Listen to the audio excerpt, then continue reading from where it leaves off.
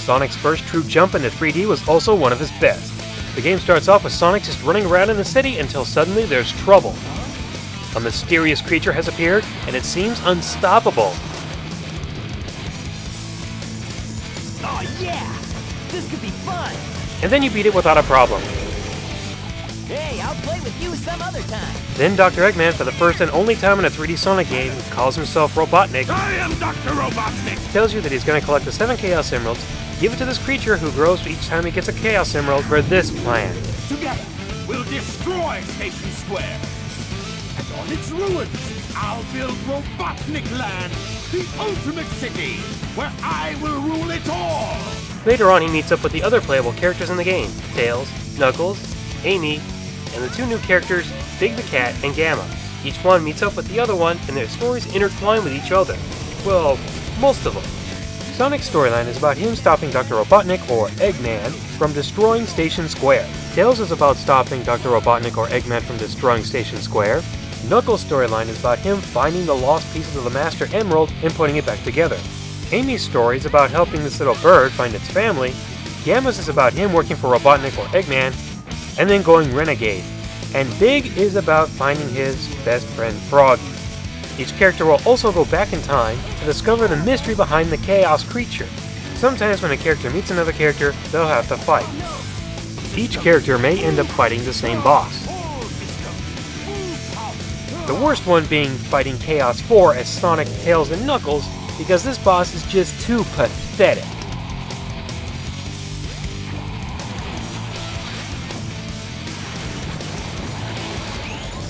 Sonic's levels are fast-paced and involve you getting from point A to point B. Your spin dash ability is still there, along with the new homing attack. Hey, it was new back then. Tails' gameplay is a lot like Sonic, except he can't spin dash or use the homing attack. He can spin his tails around and fly, but apparently it's the same thing as playing as Sonic, except you're supposed to beat him to the goal, which doesn't make much sense because you're trying to beat the fastest character in the game to the goal. Thank goodness he can fly. It really is the only difference between the two. Knuckles is more about exploring wide open areas and finding the 3 pieces of a Master Emerald within each stage. You have a meter that tells you if you're getting closer or further away, and it works better than it does in Sonic Adventure 2, because if you're in a range that has more than one, it'll tell you. Amy's gameplay is slow, and if you try to use her hammer attack, she'll stop to swing it unless you're running. You also have to avoid this robot that's following you, and if you get caught, you'll lose a life. Gamma's is a bit more fun. Here you have to perform your objective before time runs out. In order to build time up, you have to shoot a lot of different things. The more you lock onto, the more time you earn. And Biggs is about fishing. The only reason I don't hate it as much as everybody else is because I'm trying to tell myself it's like playing the Ocarina of Time fishing, but less fun than that. To get from one level to the next, you'll have to go through the hub worlds, and there are 3 of them. Station Square, Mystic Ruins, and even the Egg Carrier. Sometimes to get to the next level, you'll have to have a key item, or you'll have to find an item in one area and bring it to another.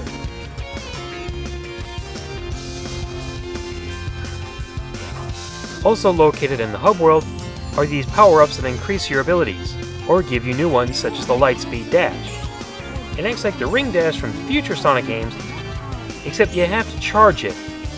And you can also find another item that can decrease the time it takes to charge at the Lightspeed Dash. And if you ever get the chance, you can stop and talk to some other characters. What's the matter? What are you waiting for?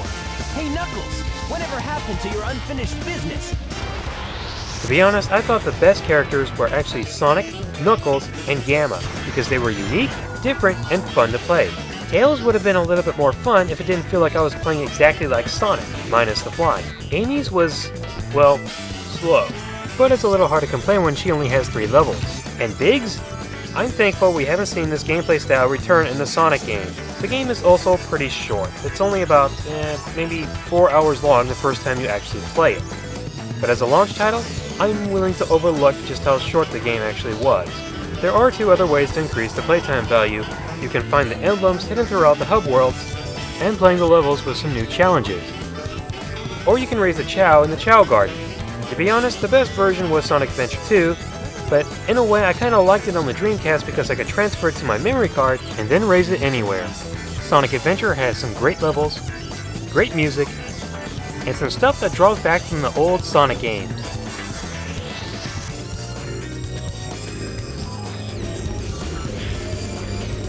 Dr. Robotnik! I do kind of wish they would have had it where I wouldn't have to play through the entire game again just to watch some of the cutscenes.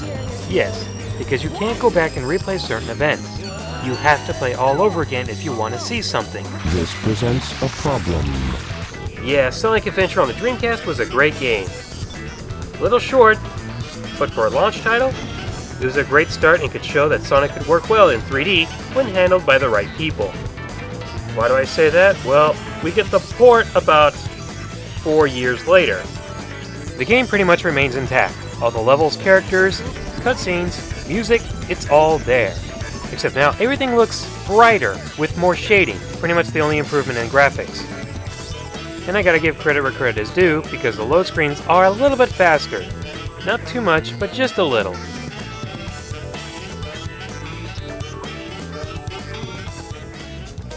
There were only a couple of new features added to the game. If you choose to do it, there's a separate mission section for each character, and there's a total of 60 missions. You go around the hub world, finding mission cards, and then you perform the objective that it states on the card. Sometimes it'll tell you what to do, and sometimes it'll just give you a little hint. To be honest, they're not that fun, and the only reason I did them was because I was trying to squeeze as much out of the game as I could because it only took 3 hours to beat it after playing the Dreamcast version. Even so, it's still better than the other special they had in the game, which were the Game Gear games. Seriously, who likes playing Sonic Drift, Sonic Labyrinth, or even the Tails games? And can someone honestly tell me that they enjoy playing those Game Gear games than Sonic Adventure? At least the ones that I've mentioned anyway? And if you say yes, then you have to do a complete Let's Play for all of them. The only real special in the game is when you've gotten all the emblems and completed all the missions, you'll then be able to play as Metal Sonic. But to be honest, there isn't a difference between him and Sonic besides the fact that he has a different running animation and different sound effects.